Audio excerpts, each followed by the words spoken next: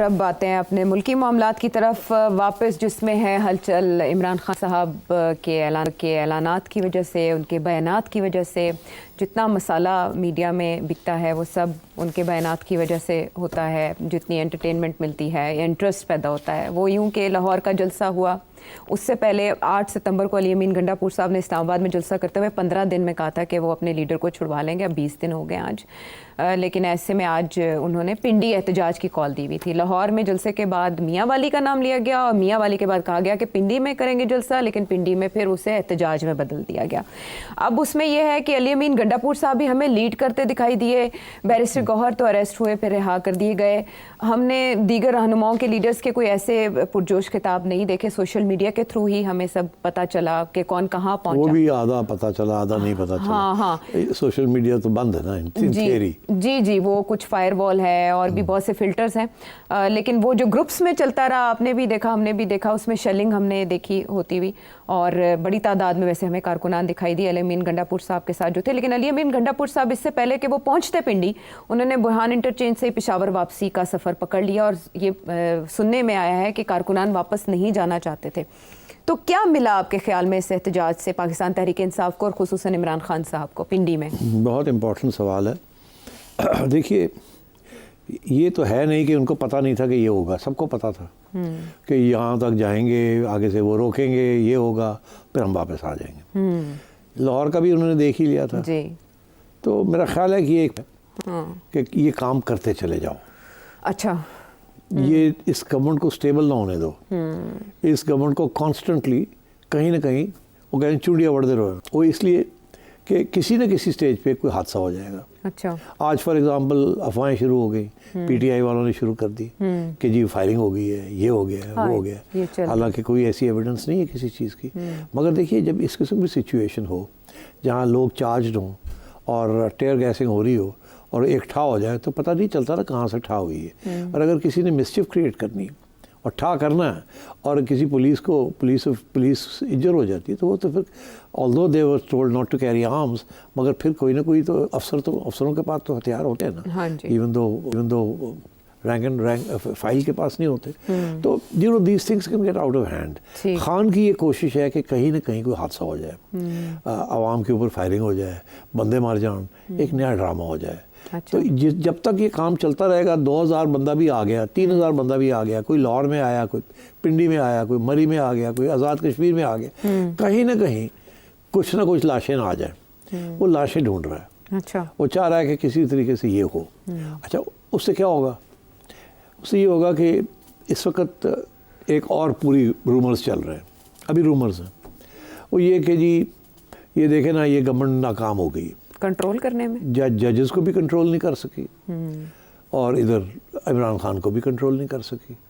तो ये तो नाकाम हुकूमत है। किसी और इस हुकूमत को चेंज करके कोई और लाया जाए जो कि तकड़ा है, सही तरीके से इमरान को भी टैकल करे, जजेस को भी टैकल करे, और ये सारा जो बोझ है खुद अपने ऊपर ले। हमें हमारे ऊपर क्यों ये आ रही बात? जैसे माजी में पंजाब में ऐसे हुआ ना, पीटीआई को भी कंट्रोल किया गया और उससे में तो अदालत की भी नहीं मानी गई थी। नहीं मानी गई जी। तो अब यहाँ इस किस्म की बातें वहाँ होनी शुरू हो गई हैं कि यार ये लोग हैंडल नहीं कर रहे, ये हम बदनाम हो रहे हैं। ये अपने लगे हुए इधर उधर अपने काम करने में, और ये भी IMF और ये सारा कुछ जो ये तो हमने करवाया है जी। इन्होंने क्या किया? इन्होंने तो काम खराब कर दिया था। हमने अपना बंदा लेके आए हैं और उसने फिर जाके किया है, और SIFC ने किया है, और मैंने किया है जी। अब मैंने वाली बात भी आप डिस्कस कर लेते हैं कि मैं क्या कर रहा हूँ या क्रेडिट कौन ले रहा है और कौन नहीं ले रहा, जो कामयाबी हुई है जी बिल्कुल। वो भी अगले दौर से बात कर लेते हैं उसकी। तो अब बात ये है कि तो ये सारी चीज़ें चल रही हैं साथ साथ कि क्या ये गवर्नमेंट रहेगी कि नहीं। कल भी आपने पूछा था, मैंने कहा रहेगी, मगर मैंने आपको बताया था कि मसले क्या हैं, और अगर ये कॉन्स्टिट्यूशनल अमेंडमेंट पास ना कर सके तो फिर इल्ज़ाम भी लगेगा आप तो मौलाना को भी नहीं साथ लेके चल सके। तो उससे बेहतर है हम ऐसे लोग ले आएँ जो ये सारा काम कर लेंगे। तो आपकी क्या ज़रूरत है?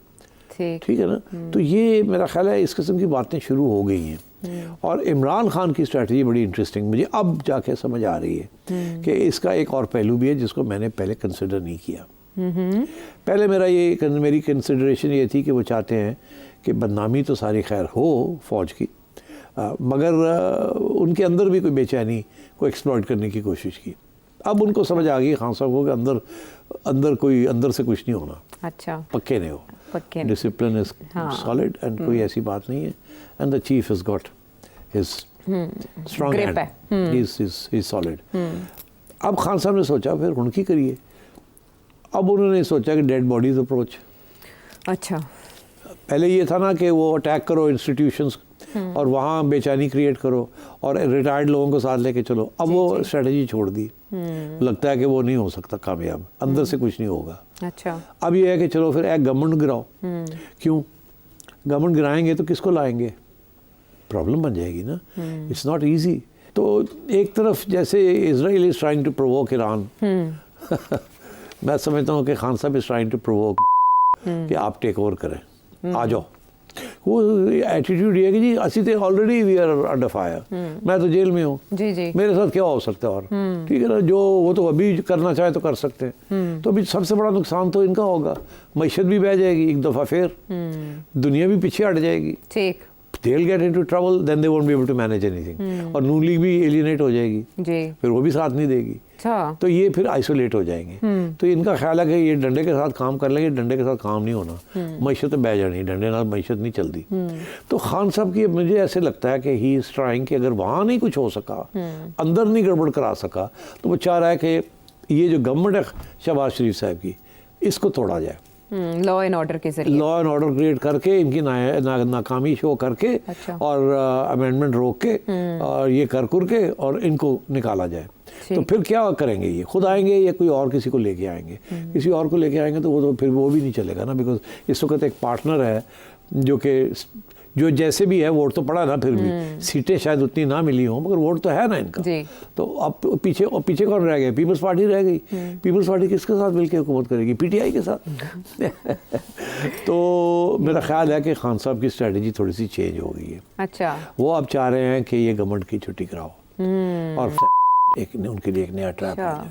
ठीक, यानी जलसों से एहतजाज की तरफ इसलिए आए हैं, गवर्नमेंट को अब वो चाह रहे हैं कि गवर्नमेंट की तरफ से पुलिस करती है, हाँ, पुलिस को स्पॉट पे ले आए, पुलिस गड़बड़ करे, ठाठू हो जाए, बंदे मार जाए, लाशा आ जाए, शोर पै गया। तो अब डायरेक्ट आना जो है ना, आने को तो इट टेक्स 5 मिनट्स। जी, ठीक है। तो इमरान खान साहब की इसके पीछे ये चाल है, लेकिन एक चीज़ ये कि इमरान खान साहब के बगैर जलसे ये एहतजाज कैसे देखते हैं? अली अमीन गंडापुर साहब भी अब क्राउड पुलर है, कोई और फेस नहीं है? क्राउड पुलर क्या, आप देखिए वो उसका ना लाहौर आने का इरादा था सर, ये था कि यहाँ बार बार निकले और टीयर गैसिंग शुरू हो जाए। हाँ, हुई ना, यहाँ भी वही हुआ ना। हाँ, वो तो वापस चला गया, पहुंचे ही नहीं पिंडी। हाँ, नहीं पहुंचे। तो वो यही उसकी स्ट्रेटजी है कि इमरान की, हाँ, कि चीफ मिनिस्टर को बचा के रखना है। ठीक, तू ना उधर जाना तो गिरफ्तार कर लेंगे, तो अपनी प्रोविंस हिच रहा है। अच्छा, ठीक, आओ जाओ निकलो और शोर शराबा पाओ, लोगों को निकालो और कोशिश करो कि कुछ गड़बड़ हो जाएगा। लेकिन हर जगह अली अमीन गंडापुर साहब का ये फेस, वही पोस्टर बोए हैं क्या पाकिस्तान तहरीक इंसाफ के, और कोई नहीं है। काना पहुंचते हैं, बेशक नहीं करते जलसा, लेकिन पहुंचते तो हैं और नारे शारे मारते हैं। इस इमरान खान साहब के बगैर तो फिर पार्टी कुछ नहीं, पार्टी नहीं है ना। अच्छा, तो फिर अब फ्यूचर क्या है? ये बार बार नाकाम बैरिस्टर साहब तो नहीं, बैरिस्टर गौहर वो इस तरह शोला बयां भी नहीं है जिस तरह अली अमीन गंडापुर है।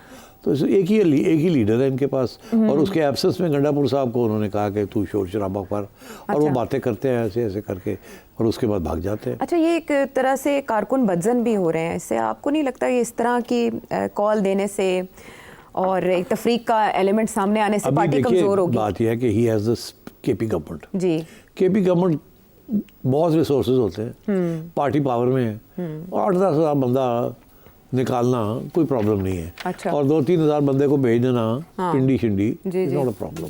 MNAs MPs को ले आओ जी, 2-2 बसां फाड़ ले आओ। अच्छा। ठीक है जी, तो 100 बसां तो वैसे ही हो जाती हैं। 100 बसां का मतलब 5000 बंदा, 5000 बंदा लगता है 20,000। अच्छा।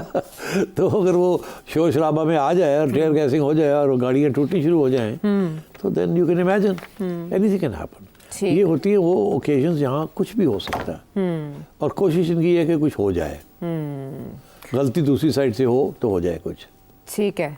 और इसके लिए प्रोवोक किया जाता है बार बार। अब की बार जो ऐलान किया गया वो अब आएंगे तो फिर अडियाला ही जाएंगे। अली अमीन गंडापुर साहब ये इसी कह किस्म रहे की हैं। बातें करते हैं। हाँ, ऐसी बातें जो पसंद आती हैं। हाँ, अब वो करेंगे कि जी हम अडियाला जा रहे हैं। हाँ। फिर लोग शुरू हो जाएंगे, अरे जी अडियाला जा रहे हैं, ठीक है जी। हाँ। तो वो अडियाला से 2 मील दूर रोकने की कोशिश करेंगे, फिर वहाँ टीयर गैसिंग होगी। हाँ। मगर एवरी टाइम ये बाहर निकलेंगे ना तो इनके 1-2 हज़ार लोग कम हो जाएंगे।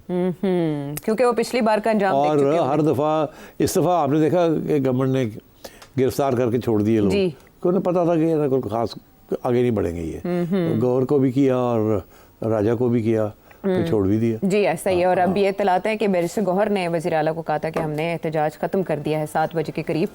तो ये चल रहा है पार्टी मामलात, पाकिस्तान तहरीक इंसाफ के मामलात। और अब इसके बाद क्या स्ट्रेटजी होती है ये अगली गुफ्तगू में पता चलेगा जो अडियाला जेल में होगी। वापस आते हैं एक ब्रेक के बाद।